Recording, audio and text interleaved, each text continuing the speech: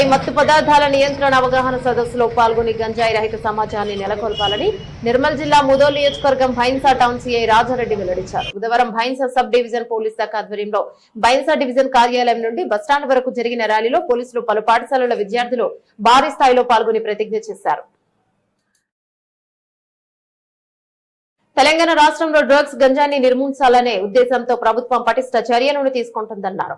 ఆ దిశగా పోలీస్ యంత్రాంగం సైతం నో డ్రగ్స్ సేఫ్ లైఫ్ అనే దిశగా తగిన చర్యలు చేపట్టిందని, ఇక్కడి ప్రాంతం మహారాష్ట్ర సరిహద్దులో ఉండడం వల్ల గంజాయి రవాణా జోరుగా జరుగుతోందని, ఇప్పటికే భైన్సా డివిజన్ లో 2.5 కేజీల గంజాయి పట్టుపడగా 9 మందిని అరెస్ట్ చేసినట్లు భైన్సా పట్టణ సీఐ వెల్లడించారు.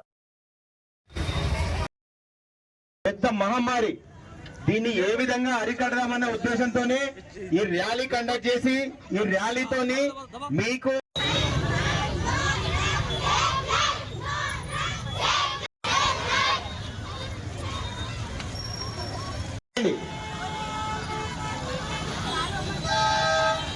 థ్యాంక్ యూ రాష్ట్ర ప్రభుత్వం కూడా ఈ డ్రగ్స్ మీద ఉక్కుపాదం మోపుతుంది. ఎవరు కూడా డ్రగ్స్ అమ్మినా, కొన్నా, ట్రాన్స్పోర్ట్ చేసినా, పండించినా కూడా వాళ్ళందరి మీద కఠిన చర్యలు తీసుకోవడం జరుగుతుంది. మొత్తం సఫర్ అవుతారు కాబట్టి ఈ గంజా వల్ల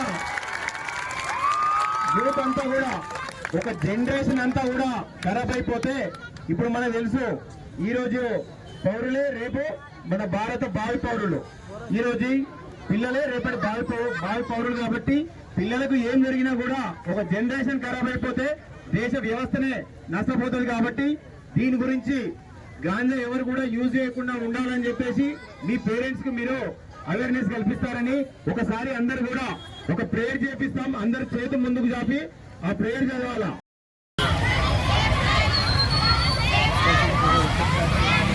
మాట్లాడుతున్నాం.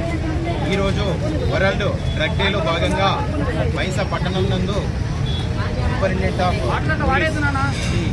కమిషనర్ మేడం ఐపీఎస్ నిర్మల్ జిల్లా ఎస్పీ గారి ఆదేశాల మేరకు ఈరోజు పట్టణంలో అవేర్నెస్ ప్రోగ్రామ్ కండక్ట్ చేస్తూ దానిలో భాగంగా ర్యాలీ తీయడం జరిగింది.